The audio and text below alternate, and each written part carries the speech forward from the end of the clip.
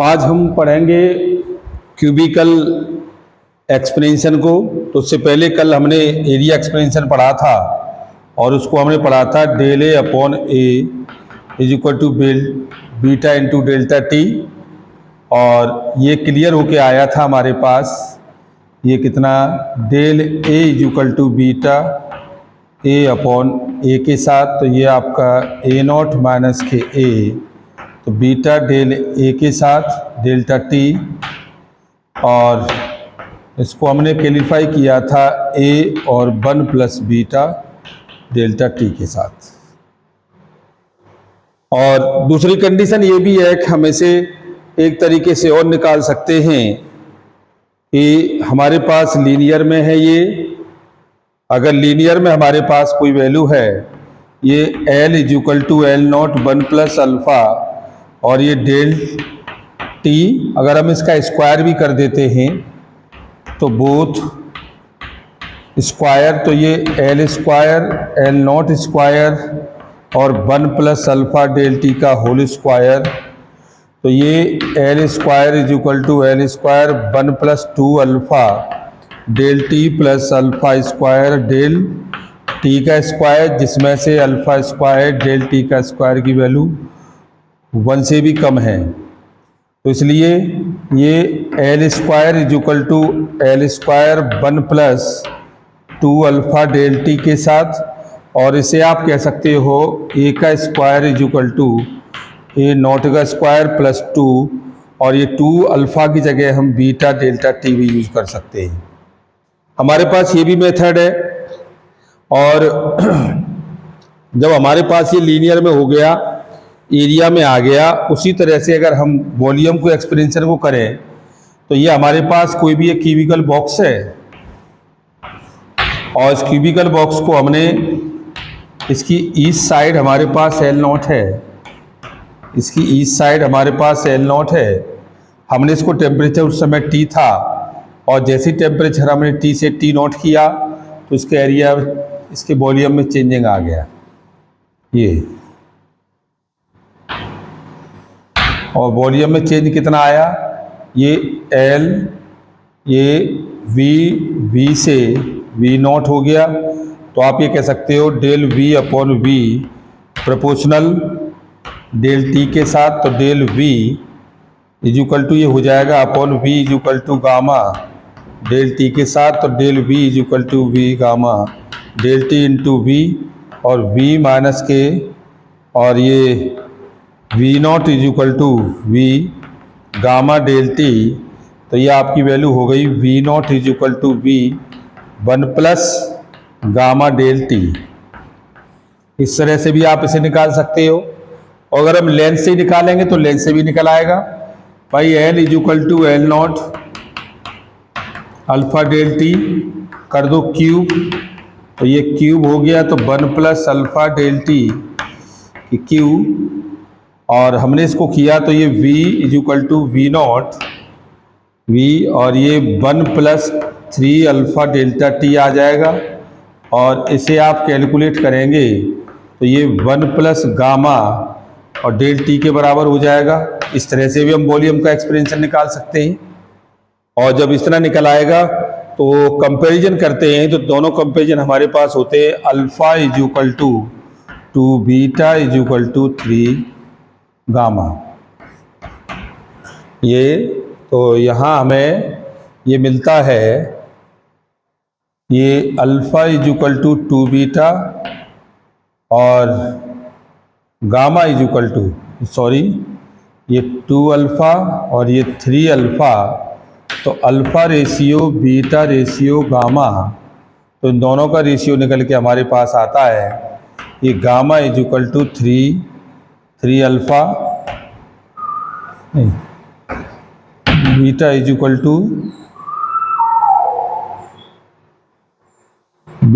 Equal to ये आपका आ गया 2 अल्फ़ा, और गामा इज इक्वल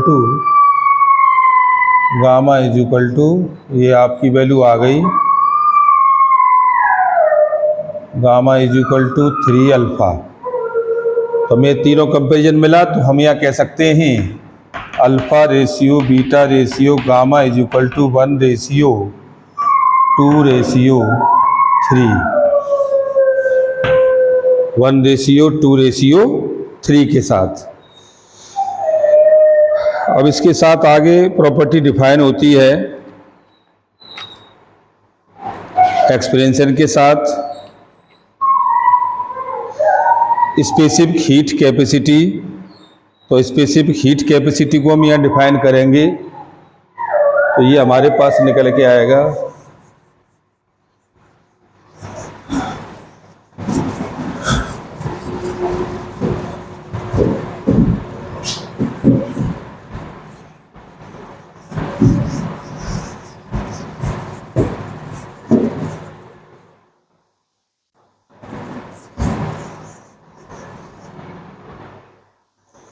ये है specific heat capacity.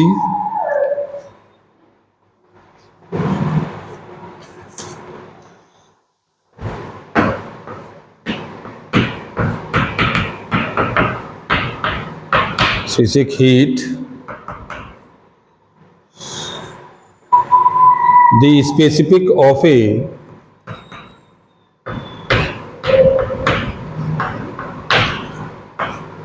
a substance may be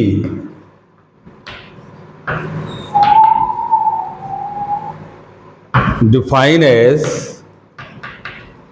the amount of heat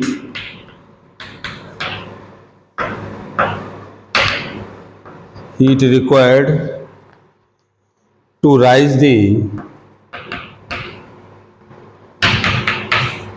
the temperature of unit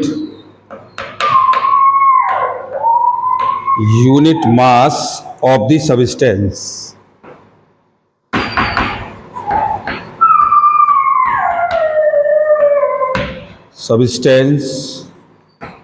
Through 1 degree. It depend on the nature of the substance. Nature of the substance and its temperature.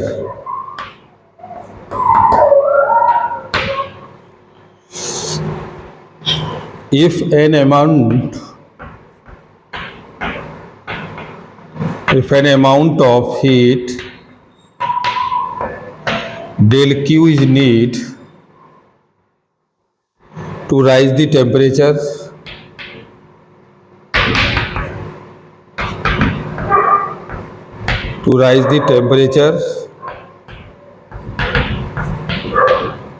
of a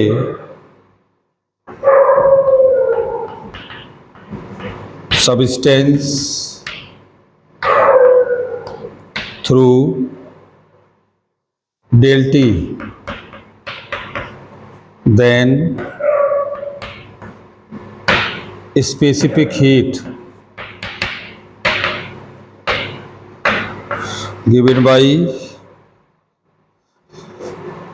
C is equal to del Q upon m delta T, SI unit joule kilogram -1 K -1. This is the value of del Q is equal to m C del T. Molar specific heat,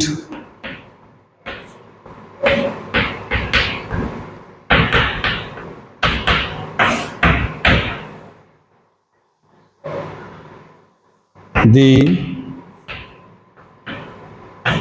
molar specific heat of a substance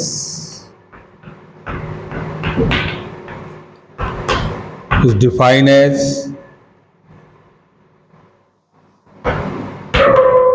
as the amount of heat required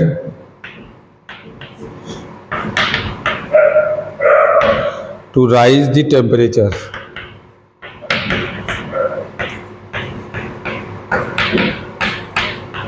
of 1 mole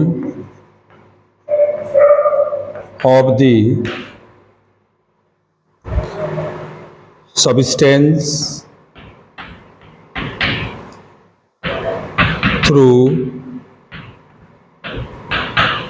1 degree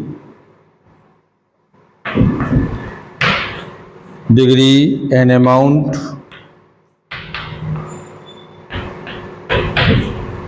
of heat del Q is required to rise the temperature of n mole of a substance. del T temperature, तो S is equal to del Q upon n delta T. This is the value del Q is equal to n S del T, n number of mole capacity, n number of mole capacity.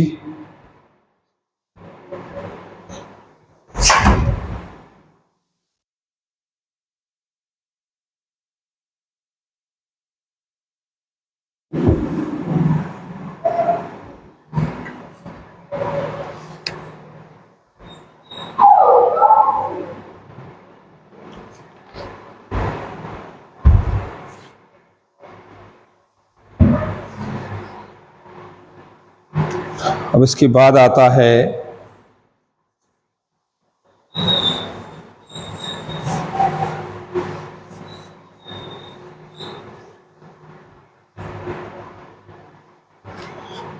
Heat capacity और thermal capacity. Heat capacity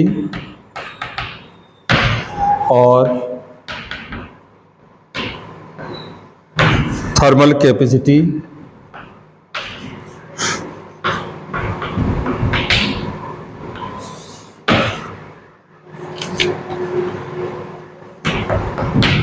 the heat capacity of a body is defined as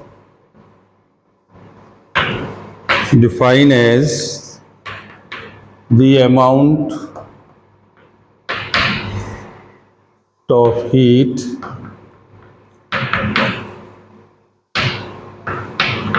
required to rise the temperature,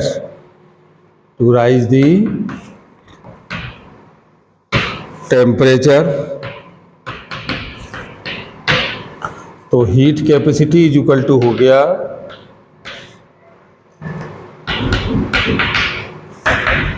mass into specific heat.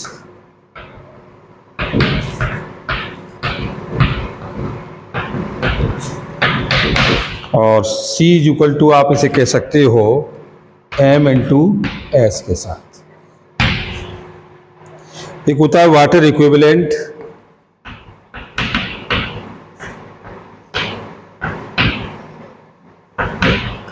ये water equivalent होता है. The water equivalent of a body is defined as the mass of water which required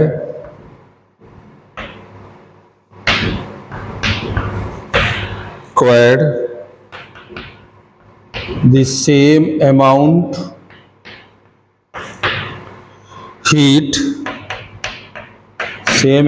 of heat as is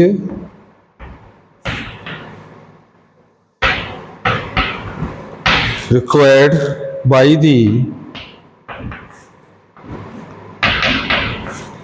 given for the same rise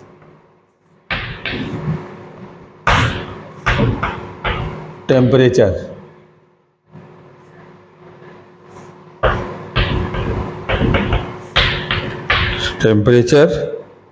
This is the formula of water equivalent. W is equal to m into C, mass into specific heat.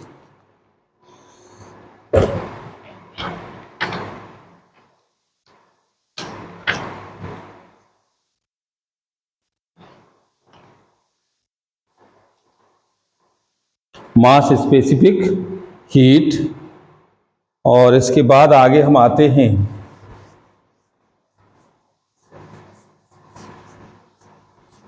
के बाद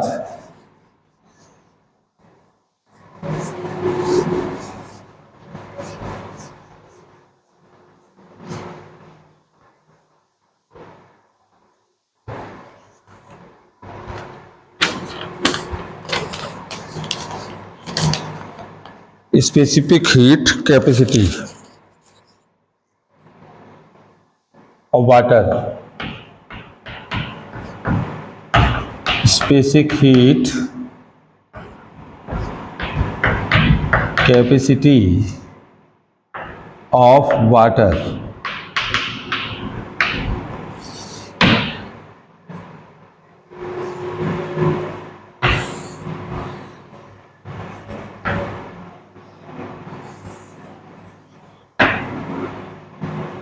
One 1.008, 1.004, 1.02, 1.00.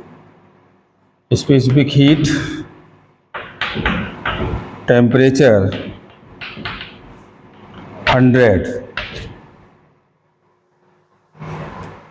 The old unit of heat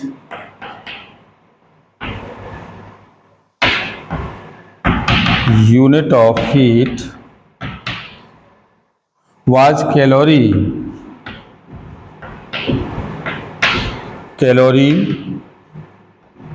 1 calories was earlier defined to be the amount of heat required to rise the temperature.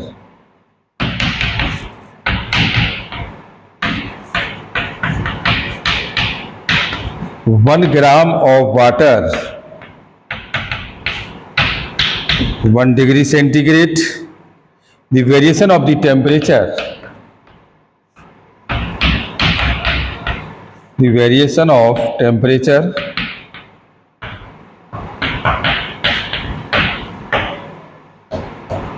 range 0 to 100 degree centigrade. तो major formula Cp minus के Cv is equal to R by del Q is equal to del U plus P into del V। If Cv is equal to del Q upon del T into V या del U upon del T into V या del U upon del T। In constant pressure Cp is equal to del Q upon del T into P del U upon del T into P और plus P del V upon del T into P। By ideal gas equation, ideal gas PV is equal to RT। तो ये P dV upon dt in pressure constant is equal to R.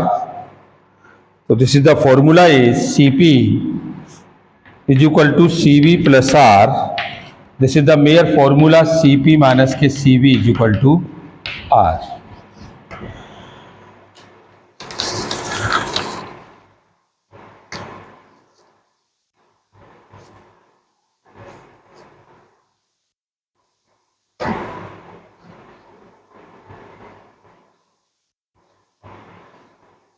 तो हमें ये मिला water का specific heat mayor फॉर्मूले से, क्योंकि हम जानते हैं Cp minus Cv equal to R होता है, ये हमने पढ़ाया था।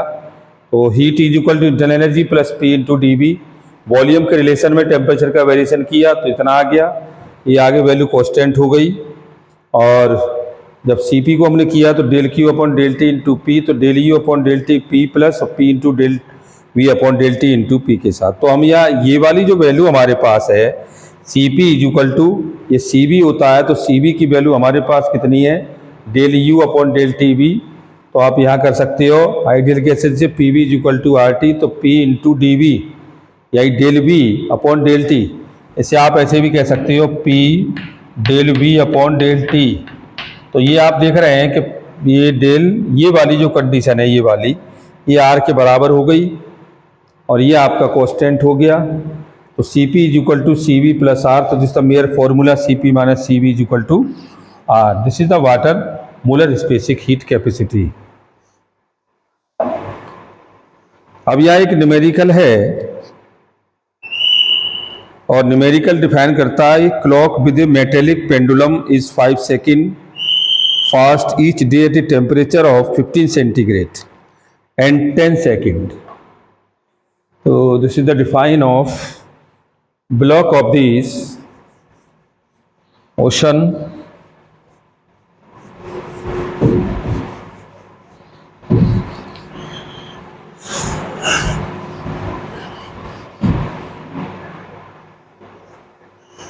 a clock with a metallic pendulum, a clock with a metallic pendulum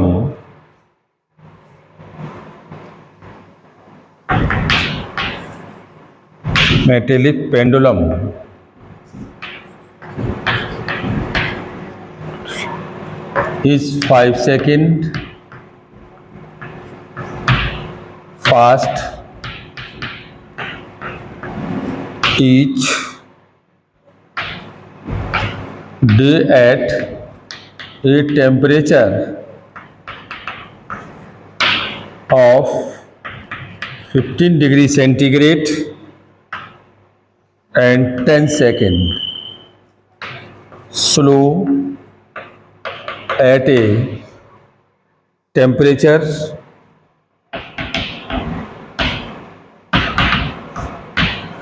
of 30 degree centigrade.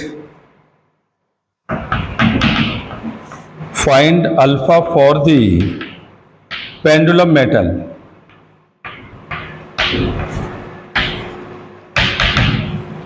ये इसमें अल्फा की वैल्यू को डिफाइन करा रहा है। तो ये तो हम जानते हैं कि सिंपल पेंडुलम के लिए हमारे पास फॉर्मूला हुआ करता है T is equal to 2 pi root L upon G। अगर हम इसका स्क्वायर करते हैं तो ये 4 पाई का स्क्वायर L स्क्वायर अपॉन और ये L अपॉन G हो जाएगा। और इसका हमने डिफरेंशियल किया तो ये differential with respect to T, तो ये हो गया 2T dt और 4 पाई का square DL upon G, which is the value of dt upon T is equal to 1 upon 2 4 pi का square upon G DL upon T square. Calculate this is the value of DL upon L यानी 1 upon 2 alpha del T। Loss और gain per day 1 upon 2 alpha del T into T we define of the 1/2 alpha del t into 86400 600 second at 15 centigrade. तो 1/2 alpha T minus के 15 into 86400 and 30 degree centigrade. तो 1/2 alpha 30 minus के T into 86400 divided कर दीजिएगा दोनों equation को। तो divided करने पर ये आता है 2 इज इक्वल टू 30 माइनस के टी अपॉन टी माइनस के 15। ये फर्स्ट और ये सेकंड, तो ये सेकंड बाई फर्स्ट, इसको आप कैलकुलेट करो तो ये वैल्यू आपकी कैलकुलेट होकर आ जाएगी 5 इज इक्वल टू 1/2 अल्फ़ा और ये 20 माइनस के 15 इंटू 86400। तो ये आ गया आपका alpha is equal to 5 into 2 upon 5 into 86400। तो सीधा वैल्यू 2.31 इंटू 10 की पावर -5 पर सेंटीग्रेड। अल्फ़ा की वैल्यू हमें मिली कितनी, 2.31 इंटू 10 की power -5 centigrade. Thank you very much.